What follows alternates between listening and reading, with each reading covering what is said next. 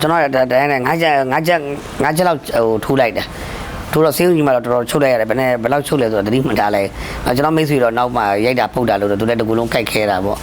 သူတော့ဒါနဲ့တော့မလုပ်လိုက်တဲ့ခံကောင်းသွားတယ်ရန်ကုန်မြို့လေကောင်ဗဘဲတန်းမြို့နယ်မှာနိုဝင်ဘာ2ရက်နေ့ညဦးပိုင်းချိန်ကထိတ်လန့်ဖွယ်ရာဓမြတိုင်းမှုတစ်ခုဖြစ်ပွားခဲ့ပါတယ်ကုန်းတယ်လန်းနဲ့26လမ်းကြားမှာဖွင့်လှစ်ထားတဲ့ကုန်းမဆိုင်မှာလူနှုတ်ရှိနေစဉ်လက်နက်ကင်ဆောင်ထားတဲ့လူသုံးဦးကဝင်ရောက်လာပြီးဓာတ်နဲ့ထောက်ကဆိုင်ရှင်ရဲ့ဖုန်းငွေကျပ်300ကျော်တို့ကိုလူယူသွားပြီးမော်တော်ကားကိုလည်းမောင်းနေရိုက်သွားခဲ့တာဖြစ်ပါတယ်ဒီဖြစ်စဉ်မှာရန်ပြုတိုက်ခိုက်ခြင်းခံခဲ့ရတဲ့ကုန်းမဆိုင်ပိုင်ရှင်ဦးမောင်ထွန်းနဲ့ New Watch ကတွေ့ဆုံမေးမြန်းခဲ့ပါတယ်ကျွန်တော်မိတ်ဆွေပေါ့တကယ်ချင်းနဲ့ဆိုင်တိတ်မှုလုပ်တဲ့အချိန်မှာအဲလူ3ယောက်ကတခါတန်းဝင်လာလိုက်တယ်ကျွန်တော်စီဝင်လာပြီးတော့မှဟိုနာနဲ့ဝင်လာပြီးတော့ဓာတ်နဲ့ယူပြီးတော့ကျွန်တော်တခါဓာတ်နဲ့ထိုးပြီးတော့ကျွန်တော်ညီကိုနောက်ဖေးကိုခေါ်သွားလိုက်တယ်နောက်ဖေးကိုတန်းဆွဲခေါ်သွားပြီးဟိုဘက်မှာနောက်ဖေးမှာရိုက်တာပြူတာနဲ့ပါလောက်တာပေါ့ကျွန်တော်ကြောက်ဓာတ်တွေနဲ့တောက်6တီပါတွေအကုန်လုံးမှုအောင်လုပ်ပြီးတော့မှမီးကန်တရာပတ်စံတွေအကုန်ထုတ်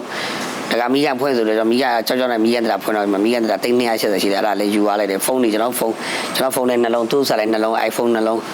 အဲ့ဒါလည်းယူသွားလိုက်တယ်ယူပြီးတော့သူကကျွန်တော်တကယ်ချင်းကောက်သူကကားတော့စပွဲပေါ်တင်တာဟိုကားတော့ယူပြီးတော့ကားပါတစ်ခါယူပြီးတော့ထွက်ပြေးသွားတယ်ပေါ့သူတို့ကမှနော်ထူးခြားတာကတော့ဓမြတိုက်သူတွေကတယောက်ဟာအရင်ကဆိုင်မှာအလုပ်သမားအဖြစ်လောက်ကင်သွားသူဖြစ်တယ်လို့ဆိုပါတယ်အတွင်းလူဆိုဆိုင်ကကောင်လေးပဲအဲ့ဒီကောင်လေးကတယောက်ကဆိုင်မှာကျွန်တော်တို့ရေမောင်းတဲ့ကောင်လေးပေါ့နော်ရင်တော့3လရင်တော့အလုပ်ထွက်သွားတဲ့ကောင်လေးကသူကပါတော့သူကဦးစီးပြီးတော့ဆောင်ရွက်တာပေါ့နော်အဲ့လိုဆောင်ရွက်ပြီးတော့သူပဲအဓိကဓာတ်နဲ့ထူတာသူပဲထူတာပါကျွန်တော်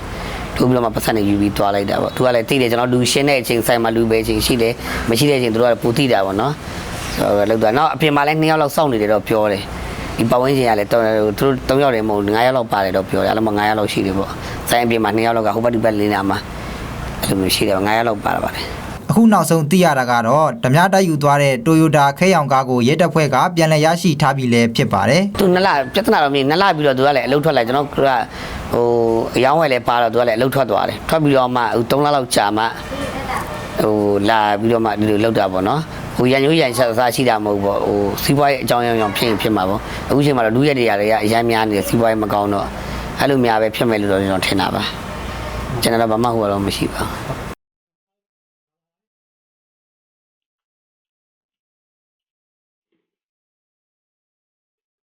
ကျွန်တော်တိုင်းနဲ့ငါးချက်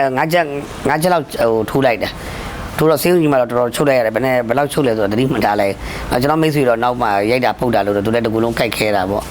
သူ့တော့ဓာတ်နဲ့တော့မလုပ်လိုက်တဲ့ခံကောင်းသွားတယ်သူကဓာတ်လူလိုက်တာပေါ့နော်အဲ့တယောက်စီကဓာတ်လူလိုက်တယ်လူလိုက်ဓာတ်လူလိုက်တော့သူကဟိုဓာတ်တန်နေပဲမရလိုက်ဘူးပေါ့နော်မြန်သွားတယ်သူက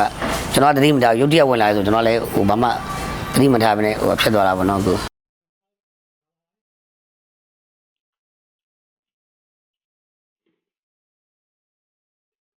မန္တနာတော့လူငယ်တွေပါပဲကို20 30 35လောက်ပဲလူငယ်3ယောက်ပါပဲနောက်ကျွန်တော်ဒီကားလုပ်တဲ့ကားဆက်တယောက်ပါတယ်သူကအဲ3ယောက်ပေါ့3ယောက်ပဲဝင်လာပြီးကျွန်တော်တို့လှုပ်သွားတာ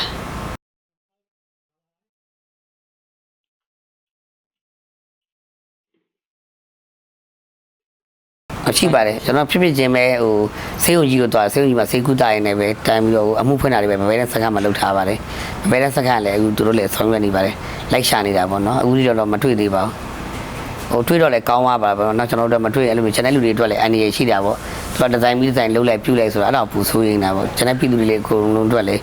ဒီငွေလေးအတွက်လူတွေဒုက္ခပြီးဒါနဲ့တို့လူရက်မှာနောက်မဖြစ်အောင်လဲအခုတို့အနေနဲ့မီဒီယာအနေနဲ့လည်းဒီဟိုဆောင်ရွက်ပြီးဖြစ်စေချင်တာပေါ့ကို